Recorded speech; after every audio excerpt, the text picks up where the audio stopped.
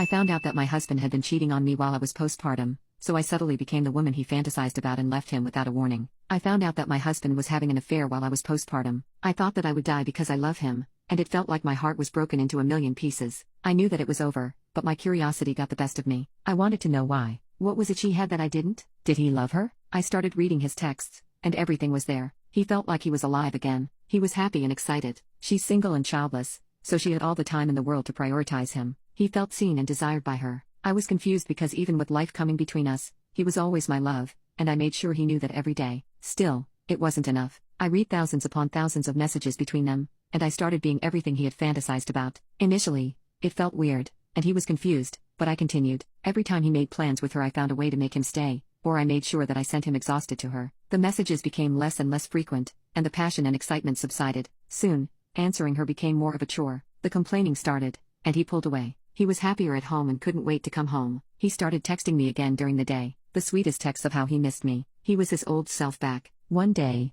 what I had hoped and waited patiently for happened. He ended things with her. He told her he loved me and that everything was great again. Her services weren't needed. In other words, I felt relief, and finally, I could move on. Now, I am preparing for my divorce. He will get the papers the day I leave for my new life in my new apartment. I know I will get a lot of hate for this because I have neglected my husband and pushed him to seek solace in another woman's arms when I apparently could given him what he sought all along, and believe me, I will bear the guilt for the rest of my life. In my defense, I didn't do it intentionally. Our lives had just been altered drastically, and I was trying to navigate this new and exciting existence. I was immersed in this new kind of happiness that I thought I was sharing with him, and I was trying to get to know my new body that I couldn't recognize anymore. A really scary feeling, but he could have come to me with his hurt. He could have talked to me about his suffering. He could have tried to make me understand, but he chose not to. He decided to deceive me, deceive us. He ruined our love, our future, and even our history. Nothing was is or will be the same again. Update: moved out April 1st. Probably the cruelest April Fool I could play on my dear husband. He always loved April Fool.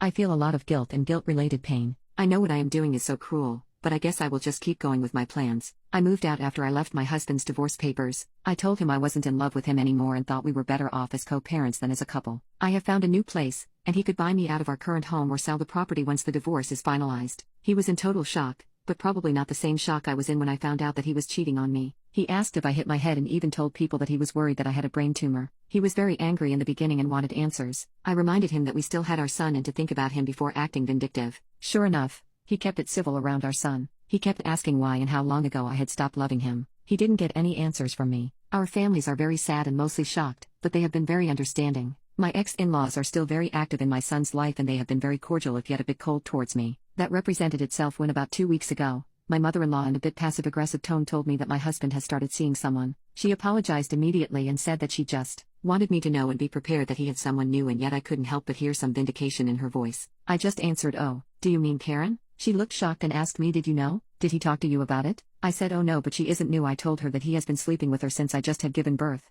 maybe even before that. I kept my voice very quiet and monotone, like we were discussing the weather. I was already regretting my slip, but the news that he started seeing Karen again, while very much anticipated, still made my heart hurt. My mother and father-in-law just looked at each other. I don't know if they believed me, but then how would I have known about Karen when I had refused to see him in person since our breakup? So now everyone knows anyway, and I have learned that you can't keep these things to yourself indefinitely. Since he found out he has been called and apologizing every day. "Why didn't you tell me? How much did I hurt you?" He said that he loved me and never stopped loving me, that he was so sorry for everything and that he would do anything to have me back as his wife. My mother-in-law apologized too, even though she had no control over what her grown-up son did or did. It's not her fault. He writes that he loves me every night before bed. I hope this doesn't mean that he would make the divorce drag out, because then I have failed my plan, but he seems to be less forgiving of the divorce when he knew that he was the reason for it than when he thought it was mine. Weird. The divorce is still processing, and if anything major happens, I will be here again if I haven't outstayed my welcome already. Ciao.